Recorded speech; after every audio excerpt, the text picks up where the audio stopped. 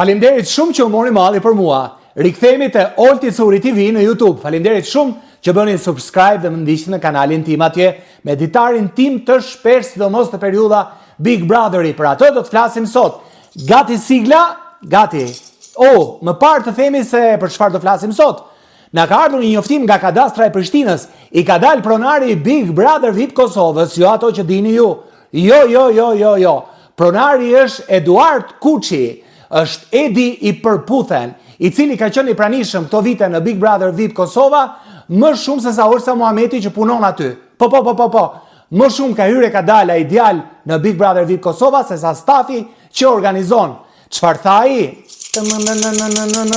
Ka thënë 3 fjalë të thjeshta që vërtetojnë që është pronar, të 10 në Big, të 10 në publik dhe të 10 banorët që janë aty dhe që rrinin si qofte. Për këtë do flasim sot.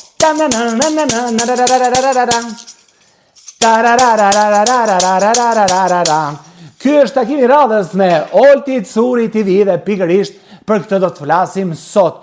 Nuk është se janë kapur me duar, nuk është se janë rrëzuar siç po bën Alba çdo 2 hapa, nuk është se po ulëret njëri siç ulëret Fjolla Morina, Labi nuk është se ka bullizuar apo ka ndodhur diçka e jashtëzakonshme, nuk janë zënë vajzat për flokësh me njëra tjetrën, Dolça dhe Bia Khalifa për Edin, por ka ndodhur një gjë tjetër. Ka ndodhur një gjë nën rreshta midis 2 personazheve që ishin afruar shumë me njëri tjetrin, Arditi dhe Eduardi, të cilët duket sikur krijuan një miqësi me njëri tjetrin. Sigurisht që dyshoj se kishte miqësi midis tyre sepse u pa që kohët e fundit Dolça ndenti me 2 djemt, me Londrimin dhe me Klodin, kështu që Eduardi u shkëput paksa, edhe pse tenton të mbaj lidhje me ata.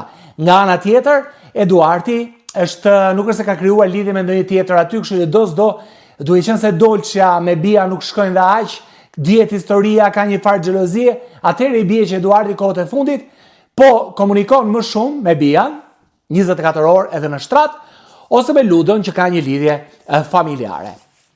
Por çfarë ndodhi? Arditi ka thënë në bisedë sipër të hëngsha zemrën dhe kjo ka bërë që Eduard Kuçi të eskaloj. Nuk dihen ende shkaqet e vërteta pse fjala me hëngsh zemrën ka ndezur tek ai një lloj fobie, një lloj traume, një lloj nuk e di kush më parë në jetën e tij ka tentuar që t'i hajë në një organ të trupit, por duket se traumat janë aty dhe janë shumë të thella. Është një sqarim që ai ka bërë Arditit. Sqarimi edhe pse duket se nuk është me të bërtitura dhe nuk është në nota eskaluese, ka qenë një kërcënim pasivo-agresiv. Edi ka lëshuar mesazhe të rënda Arditit. Mos guxo sepse do të përfundosh shumë keq. Të ishte një tjetër, i ka thënë Edi Arditit, aty tek zona e që qëndrojnë në një koltuk të përbashkët aty, do të kishte hëngër 100 shuplaka gojës. Pikërisht me këto fjalë është drejtuar Eduard Kuçi, Arditi, konkurrenti tjetër të Big Brother VIP Kosova 4.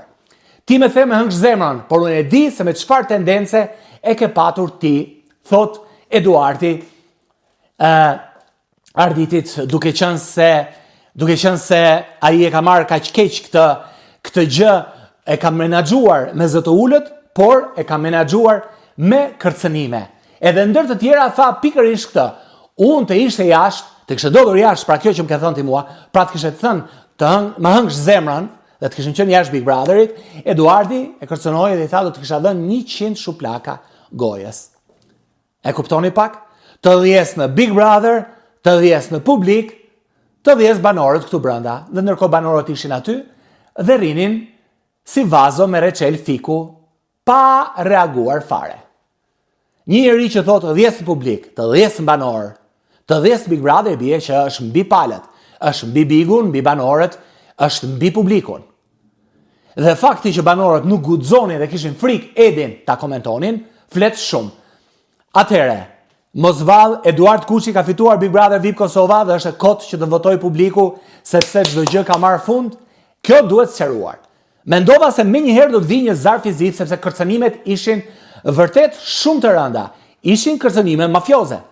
Por çfarë ndodhi? Ndodhi ajo që erdhi zarfi i bardhë i sponsorit, filluan lojrat dhe asnjë nuk e çau kokën. Arditi gjatë gjithë kohës që kërcënoi, qëndronte me gojën mbyllur. Do të kishe hëngër 100 shuplaka gojës, si tha Edi. Unë e di që ma ke thënë me tendencë. Unë nuk e llogaris, mos ma thua edhe një herë sepse nuk do llogaris që jam në Big Brother. Ti don të më nxjerrësh keq, i tha Edi Arditit. Don të më nxjerrësh me zarf të zi. Por do të nxjerr dhe unë ty. Një kërcënim tjetër mbriti. Si do e nxjerri? Prej zhelesh? Me forcë? Si do e nxjerri? Aty të nxjerr vetëm me televotim publiku, me sa di unë, por jo. Edi vazhdon të kërcënoj Arditin dhe thotë që po dola unë do dalësh dhe ti. Po atëherë si do dali? I bie prap që Edi është pronari i Big Brotherit, që fut dhe nxjerr njerëz si të doja ai, për të futur ndoshta jo, po për të nxjerr po. Jo vetëm kaq. Edi me Ygertën ka qarë hallet. I ka thënë të gjithë historinë fije për pe, këto që përmenda unë. Edhe me lundrimin po ashtu veç e veç. Por më shumë se sa për qarë hallin, se çfarë kishte ndodhur me Arditin aty brenda, kam përshtypjen se Eduard Kuçi i ka dhënë një mesazh të qartë banorëve. Banorët ishin aty e dëgjuan. I ka thënë që sot është radha e Arditit, nesër është radha juaj. Ju duhet ta mësoni se kush jam unë dhe çfarë lidhjesh kam unë. Po me kë i ka lidhjet? Me kë i ka lidhjet? Me autorët, me produksionin, me pronarët, me sponsorat, kjo është për tu vërtetuar. Sepse me publikun jo se tha dhjefsha publikun, banorët jo se tha dhjefsha banorët, me formatin jo se tha dhjefsha Big Brotherin. Atëhere, më shumë se sa për qarë hallet, a i të Ygertave të Londrimi, a i ka shkuar për t'i kërcënuar në rreshta, sepse a i po shje që aja aty nuk ka aleat, dhe vetëm aleate, sepse Edi, duke qenë person i ashpër, aleatet i do sklever, nuk i do të barabart. Kjo duhet qartë. Kështu që e vetmja sklave që ai mund të komandojë aty 100%, edhe nga ana seksuale, edhe nga ana shoqërore, edhe nga ana e lojës, edhe aleancës, është vetëm Bia Khalifa, e cila vetëm qeshte dhe kur e gërsoi Edi tha sa seksi që është, po Bia Khalifa tek e fundit nuk është futur aty brenda si kërkuese shkencore, filozofe, psikologe, prezantuese këngëtare, por është një vajzë e cila talentin e saj më të madh e ka shprehur në OnlyFans dhe kjo histori dihet, kështu që mos e paragjykojmë më shumë se ç'duhet. Të 10 në Big Brother, të 10 në publik, të 10 banorët që janë këtu brenda. Ndërkohë Arditi nuk ka reaguar fare kur Edi ka lëshuar këto kërcënime, edhe pse me zë të qetë. Edhe me ludon, Edi ka shkuar dhe ka përsëritur kasetën e tij. Pra, sigur mos ta kishin dëgjuar të gjithë banorët që ishin aty, ai ka shkuar dhe ja ka përsëritur këtë vjersh Ludës, Ygertës dhe Londrimit.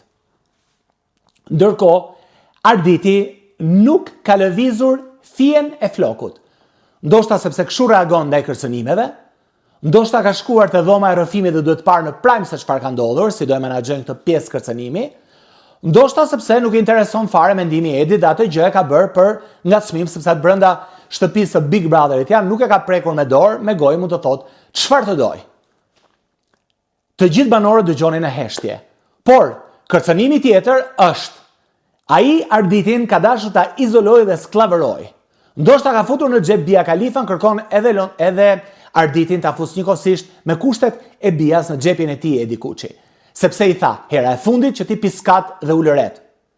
Kur jam unë aty, nuk ke të drejtë që të bërtasësh. Ndërkohë Arditi për atë njihet sepse s'ka bërë gjë tjetër. Arditi ose ka qëndruar shumë urtë, ose ka ulëritur me të madhe, ose ka heshtur, ose ka piskatur. Rrugë të mesme nuk ka patur, kështu që edhe ky është një kërcënim shumë i qartë që duhen marrë masa. Pritëm zarfin e zi, por nuk erdhi.